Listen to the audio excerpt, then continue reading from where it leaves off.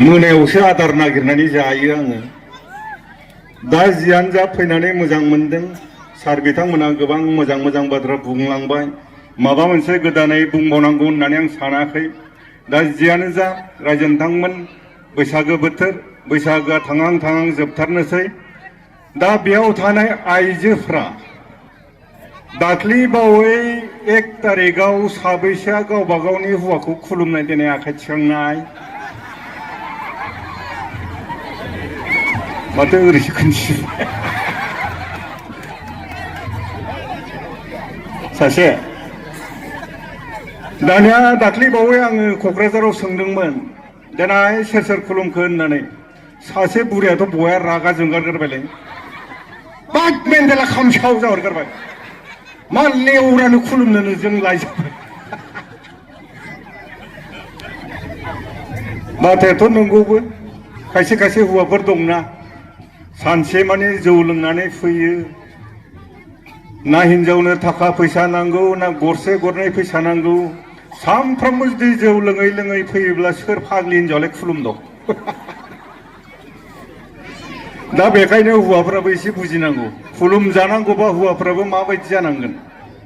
आखल आखुफ्रा मोजां जानांगोन, साननाय हनायफ्रा मोजां जानांगोन, अब्लासो गावनि हौवाखौ खुलुमनो गोसो जागोन। दा बेयाव थानाय आइजोफोरा सोर सोर गावनि हौवानि गाननाय जोमनायखौ सुना होनाय देनाय आखाइ थिखांनाय?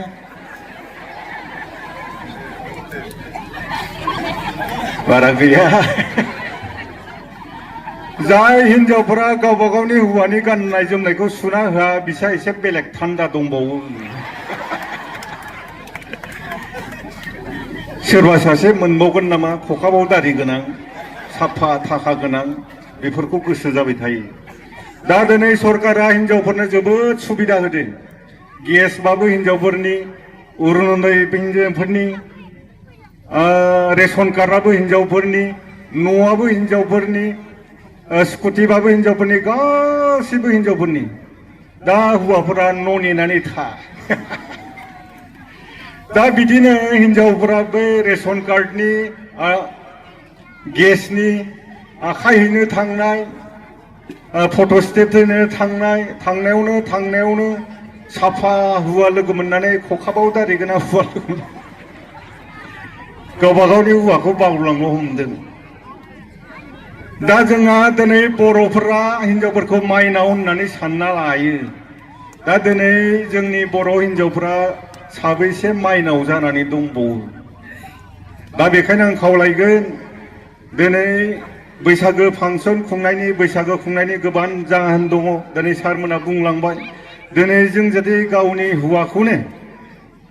खर' गंलायनानै जुदि खनसे बैसागो बोथोराव खुलुमनो हायाब्ला, जों जायखौ माइनाव होननानै सानदों, बेयो माइनाव जानानै थानाय नङा। आं खावलायगोन, खमसे खम बैसागोआव खनसे, मागोआव खनसे, कातियाव खनसे जुदि खुलुमोब्ला जानो हागौ गोजोनगोन, माइनावआ गोजोनगोन। दिनै जों गोबां हिनजावफोरखौनो नुयो, नोंगौ हौवाफोरा लोंनानै फैयो। दा लोंनानै फैबा सेस्ला हाबनाय लोगो लोगोनो फैलायबाय हासुखौ लोंनानै होनखायो डाइरेक्ट। दाना बिदि होननाङा। खननैसो नायनाय, खननै खनथामसो फैनाय लोगो लोगो सेन्देलखौ गुफुना हो, आथिं सुनानै हो, आराम फुन्थु। बिदि जुदि खननै खनथामसो नायनानै जुदि सोलायाब्ला, अब्लासो राय बु एसे दबथाय। नाथाय खनसेयावनो डाइरेक्ट हौवाखौ जुदि बिदि होनना रायबायब्ला, बिनि गोसोआ गाज्रि मोनबाय, बिनि साननाया गाज्रि जाबाय, बिबा मानो लोंदोंमोन, गोसोफोरा गाज्रि जालाङो। दा बेखायनो आं खावलायगोन, खनसे खननै हाप्तासेखौ गावनि हौवाखौ बिदि खालामनानै नायनाय, नङाबा बिनि साननाया उल्थासो जायो। दा जियानो जा रायजो नोंथांमोन, फैनानै जोबोद मोजां मोनदों। आं आरो बे गामिखौ एसेबां गोजान होननानै सानाखैमोन, खाथि होननानै सानदोंमोन। फैनायावनो बै गामियाव गोजानद्राय नालाय, लामायाबो गाज्रि, मा होनोथाय बै खर'आव हाबजेननाया। दाना बेसिम मोनबाय, गारिनिफ्राय ओंखारबाय आङो। ओंखारनानै दाना थाबायगांबाथाय मानसिफोरा खांनि खाथियाव ओरै ग्रिद जाफैजोब्बाय हा बेलाय मेन्डेलासो खोमा जाबाय बाट मेन्डेला नङालै आं बिदासो जाहैना लादोंमोन आं गैयाब्रा मानसिफ्रा मानिथारा ओरै आवग्रिनानै लाफैजोब्बाय सासे बुरै आरो थखन थुयै फैदो सामफ्रामबो मेन्डेला फैला मेन्डेला मा बुस्थु बिसोरलाय जाफैबाय बोरै आंबो नायनि होननानै ओरै एरलाना नायबाय आंखौ खावब्ला नुबाय आयौ माथो मेन्डेलाया मानसिसो जाबाय बुरैया जा मिनिखो मिनिनायाव बुरैनि खिबुआ थांफ्लांगारबायलै जि खिबुआ थांबा मिनिनाया बारा जाबाय जेसेबां मिनिदों खिबुआबो फुफु फाफ्रा थांबाय थादो लास्टआवथ' बुरैया ज्राव ज्राव हासुगारबायलै थास' बिबारनि आसार जादोंमोन खोमा बुरैया थांहोनोसो गोसो जादोंमोन साइज आरो बिमा साइज ना जेबो खालामासै आं रायजोफोर हरसालै अरिजिनेलथार फैलासो थगायो आं थगाया फाग्लाखौ दाख्लै आंजों थगायजादों खिन्थु इलेक्सन गेलेया होनना बुंबाय थादोंमोन आं आरो खायदा खालामबाय गेलेलायलै नोंथां स्करपिय' मोनगोन 3 ताला लुनो हागोन माइनावखौ हाबा लानो हागोन गेलेथारामोन मानसिया दानाथ' गेलेगा मानसियाथ' दा जेनगारगारबायना मोजाङानो मोनदों आं एसे जेननायखौ थगायजादों आंजों दा एसे गोसोआ बया जाना दं मानसिया गाबोन थाइलेण्डआव थांगोन खोमा बेरायहैथो दे गोसोफ्रा एसे मोजां जाथो दा जियानो जा रायजोनिफ्राय इयाव फैनायबा आंखौ माबा माबि बुंफैगौमोन ओइ रायजोफोर मेन्डेलाया हाबा जाबाय दे आंसो जायाखै होनफैगौमोन गावसो जाबाय आं जायाखै आं गथायैनो दं दा आंखौ हाबा जादों होननानै मायाव सिनायगोन हिनजावफोरखौथ' मालाय खाफालाव सिन्दुर लाबानो समायो सिनायो हाबा जाबाय होननानै जोंफोरखौलाय मायाव सिनायगोन हौवाफोरखौ दा बेफोरबायदि खोन्थाया दा जियानो जा रायजा नोंथांमोन दिनै नैबे बारदै सिख्ला रंजालि आफादा बैसागो खुंनाया दिनै 28 बोसोर जाबाय बे 28 बोसोराव बे आफादनि सिङाव थानाय गामिफ्रा साबैसेया मेथाइ खननानै फैसा आरजिनो हाखो साबैसे मेथाइ खनग्रा सोरजिनो हाखो साबैसेया दामग्रा देग्रा सोरजिनो हाखो दा जों बेनिफ्रायसो बे फालिनायनि ओंथिखौ जों बुजिनो हागोन बेसेबां दावगादों दिनै नोंथांमोना मिथिगौ नोंथांमोना बर'फोरनि सोरखौ बयनिख्रुइबो साबसिन एक्ट्रेस मोनो बर'निफोरनि सोरखौ साबसिन मोनो फुजि सोरखौ हेलेना दाना फुजि मोना मोनसे फिल्म बानायोब्ला बेसेबां फैसा लायो बिथांमोना मोनसे फिल्म बानायोबानो 3 लाख 3.5 लाख 5 लाख लायो मोनसे फिल्मावनो जुदि 3 लाख 4 लाख 5 लाख लायोब्ला बोसोराव 2-3 फिल्म मोनोबा बेसेबां आरजिगोन 15 लाख 12 लाख सासे प्राइमारिनि मास्टारा बोसोरसेयाव बेसेबां मोनो हाबजेनोब्ला बिथांमोना 4 6 लाखनि गेजेराव मोनो बोसोराव दानिया होमबा एक्ट्रेसाबो बेखिनि फैसाखौनो मोनो मास मोनसे मोननैनि गेजेराव दा बेखायनो नैबे बारदै सिख्ला रंजालि आफादनि सिङाव सोरजिनो हानांगोन सानैसो मोजां एक्टर सोरजिनो हानांगोन एक्टरफोरा बेसेबां लायो नोंथांमोना मिथिगौ बर'नि बयनिख्रुइबो साबसिन मोजां मोनसिनग्रा एक्टरानो जाहैबाय लिंसार बिथाङा दाख्लैबावै दाखा जोमै 2 बानायदों बिथाङा 5 लाख लादों नेक्स्ट बोसोराव मोनसे फिल्म बानायगोन 10 लाखआव सुक्ति जादों दा अब्ला एक्टर जाबाबोथ' जानो हानाय दङ नोंथांमोना मिथिगौ दा बेवहाय दामग्रा देग्रा लाबोगोन हारिमुनि मानसि लाबोगोन बिथांमोनाबो फैसा लांगोन आंबो बेवहाय फैदों आंबोथ' ओरैनो फैयाखै 50,000 लांगोन आं दा इयाव मिनिबायसो माथो 50,000 लांगोन आंबो दा नोंथांमोना मालायनो हरबाय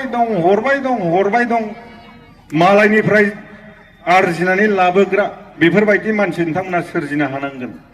दा नोंथांमोननि खाथियाव मिउजिक स्कुल दंना गैया मिउजिक स्कुल नायखौबा मिथिगोना मिथिया गरेस्वराव दंना गरेस्वराव दं नोंथांमोना खस्थ' खालामनानै गरेस्वराव लां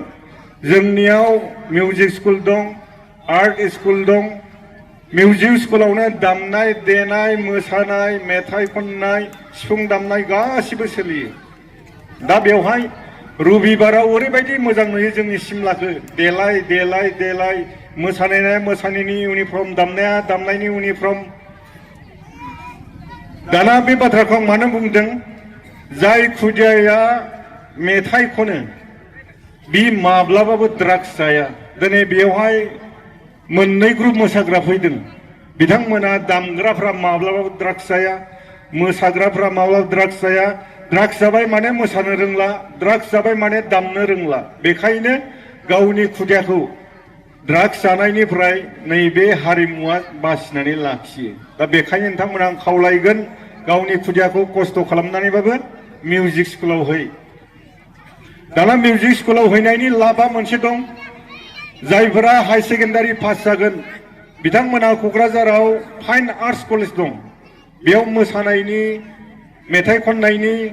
दामनाय देनायनि कलेज दं बेयाव फरायहैदो बोसोरथाम जेनेरेलबो थाफायो स्कलारशिपबो मोजां मोनो बोसोरथाम फरायदो पास खालामना फैदो हाई स्कुलाव मास्टार जाफैदो जोबोद मोजां बेखायनो हाई सेकेन्डारि पास जानानै थानाय बिथांमोना बेवहाय नाम थिसननाय स्कलारशिपखौ मोजां मोनो जोंनि जायगाना लाहैथारा उदालगुरिना जोबोद लाहैयो स्कलारशिप मोजां मोनो बेयाव पास खालामबाय माने मास्टार मोनखाबाय मोसानायनि दामनाय देनायनि सिफुं दामनाय मुसुखा दानख'नायनि सावगारि आखिनायनि जियानो रोङा बेवहाय एडमिसन लाहैनांगौ दा बेखायनो आं खावलायगोन बे ओनसोलनि फरायसुला फरायसुलिफोरा बे फाइन आर्ट्स कलेजाव खावलायनाय थाबाय दा जियानो जादों नोंथांमोन दिनै हिन्जावसाफोरखौ मेथाइ खननायाव होनांगौ हिन्जावसाफोरखौ मोसाहोयोब्ला हाबा जाबानो लाजियो बेखायनो मेथाइ खननायाव हो दिनै सुलेखा मेमआ सासे फोरोंगिरि रिटायार जाबाय दासिमबो प्रग्राम खालामो 1.5 लाख 2 लाख मोनो माथो लस दं दामग्रा देग्राफ्रा सानफ्रामबो प्रग्राम मोनानो सानसेयाव बिथांमोनहा 5,000 10,000 लायो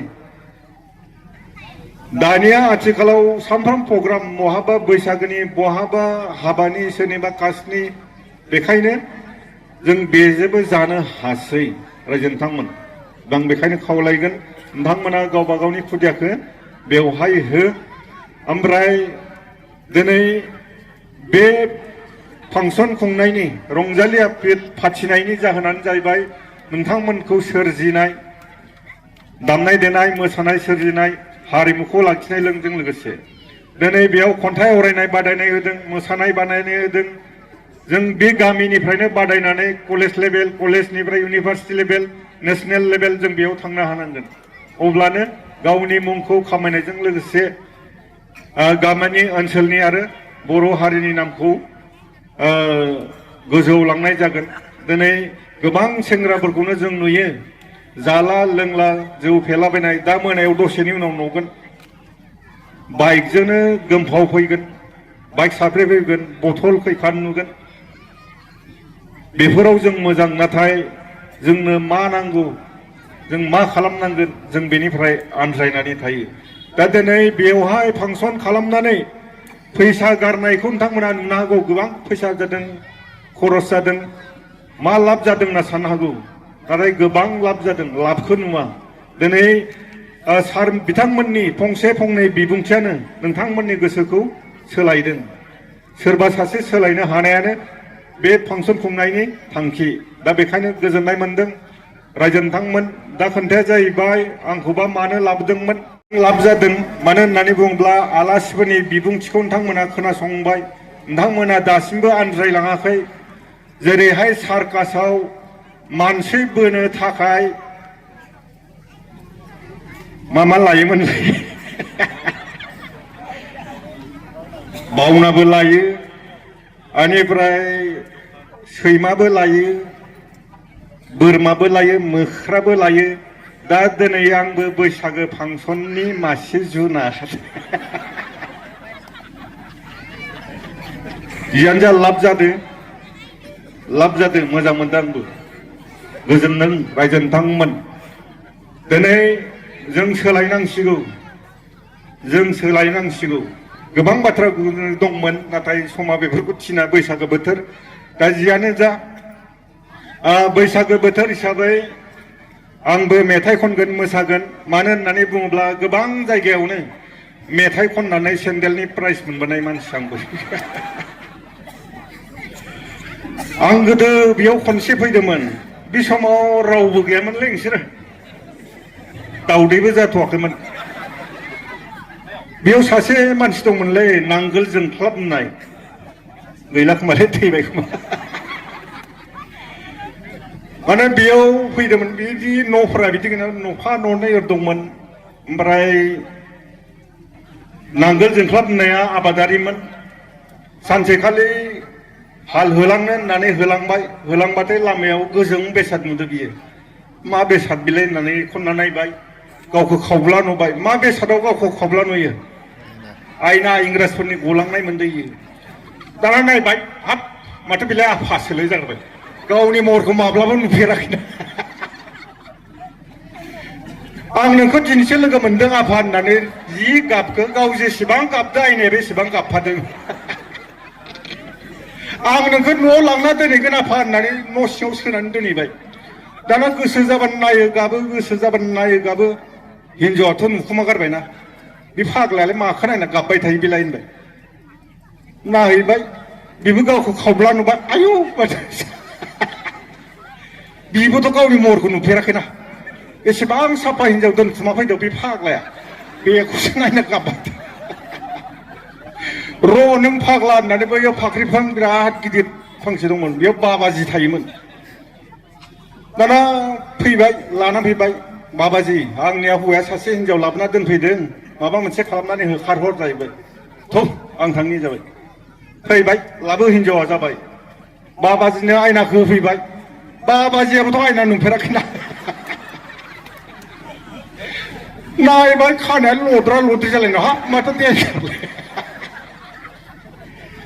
आंजो जानाय नङालै ना खिबाव खिलाना ब्लड बे समायनो बे गामिखौ आयना होननासो मिथिगौमोन दासो मा गामि होनदों माज्राबारि बालाबारि गोदो आयनासोमोन दा जियानो जा रायजो नोंथांमोन गोजोननायखौ मोनदों गोजोननायखौ मोनबाय थागोन ओमफ्राय मोनसे बाथ्राखौ बुंबावदों बेवहायनो जोंनि गुरु जोंनि जुबिन दा दं जोंनि बर'नि जोबोद मोजां मेथाइ खनगिरि अरुन नार्जारि सार दं फैलाव बसुमतारी सार दङ लोगोसेनो जोंहा बर'नि बर' थुनलाइ आफादनि बारग' आफादगिरि मानगोनां सार तरेन बर'नि सावगारि दङ बिथाङा बोसोरसे दंबावोमोन नामा साहित्य एकाडेमिनि सासे लिंथुमगिरिमोन बर'नि गेजेराव दा बिथांमोननि सावगारिखौ नुनानै आं जोबोद गोजोननाय मोनदों बिथांमोना जोंनि माइनाव सासे सासे अलंबार दा जियानो जा बिथांमोननि सिङाव आं खर' गंग्लायबाय बिथांमोननि सावगारिखौ नुनानै दा गोजोननाय थाबाय रायजोफोर लोगोआथ' मोनखालायबाय थागोन दिनै गोबां बाथ्रा बुंनो गोनां दंमोनब्लाबो समाबो थिना बेवहाय दान्दिसेनि उनाव हारिमु आफाद जागोन बेखौ बयबो नायलायदों दा जियानो जा गाज्रि मोननाङा मोनसे डायलग होबावनि डायलगा जिनेलथार घटनाया पुर्निमाया सानबैसे जाखो दाख्लैनि पुर्निमाया 2 तारिखआवमोन ना जों गामियाव मोनसे अरिजिनेल घटना जादों दाना माहाजोन बोराइजों माहाजोन बुरिजों रायलायजो हा जा दिनै मा ओंख्रि जानो जाहैबाय ओमफ्राय माहाजोन बोराया होनबाय आबै रुवाथिखौ लिंहरनाय जाबाय रुवाथिखौ लिंबोबाय नै आबै बै दुलियाव जोगोनार दोनदों बेखौनो ना गोरलैजों एग्लिना संदो जाहैबाय बे समावनो सासे सिखावा दुलियाव माइ सोगासिनो दाना दुलियाव जुदि जोगोनारखौ लायबाथाय सिखावा हमजाखाबाय ओमफ्राय माहाजोना होनबाय जोगोनारखौ एसे एब्रबनायना लाबो एब्रबा थाब सेवो आरो हायोबा देन्था गैयै लाबो देन्था गैयैया थाब सेवो जाहैबाय थांबाय सिखावाथ' बिराद गिबाय मा खालामनो खारखामजा हास्लाबला खिबुखौ फेथें खालामबाय इयो ओमफ्राय खर'खौ ख्लोब खोबनानै लाबाय मा जाय जाथिसलै होननानै दाना रुवाथिया थांबाय ओरै जोगोनारखौ नागिरहरबाय सिखावनि थाफ्लायावसो ग्रोब दांफ्लांबाय आयु माथो बिल बिल सेर सिखाव आरो मेवनानै खिथुखौ एथाबबाय बे फाग्लि रुवाथियालाय माब्ला थांब्रा सानानै एसे एब्रब नागिरनि र' होननानै ओरै खालामबाय आरो आगदानि थाफ्लायाव ग्रोब दांफ्लांबाय माथो बिबो बिल बिलसे माहाजोना होनदोंमोन देन्था गैयि हा देन्थायालाय बहा थाखो होनना बिराद नागिरबाय ओरै देन्था नागिरनायावनो सिखावनि खिबुआव ग्रोब दांफ्लांबाय आयु माथो देन्थायालाय गल'बायसो जाबाय मानसिनि खिबुआ देन्था गल'नाय एखे ना मालालाय सेवखोना माखो होननानै सेरनायबाय लेफे लेफे आयु सेवमारबाय बुस्थुआ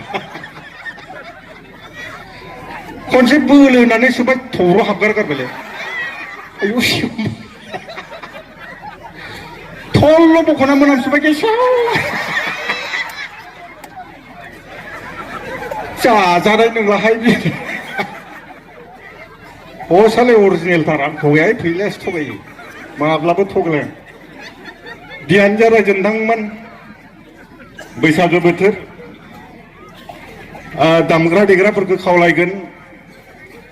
मेथाइ खननानै खनसे ज' मोसालायनोसै गोजोननाय मोनबाय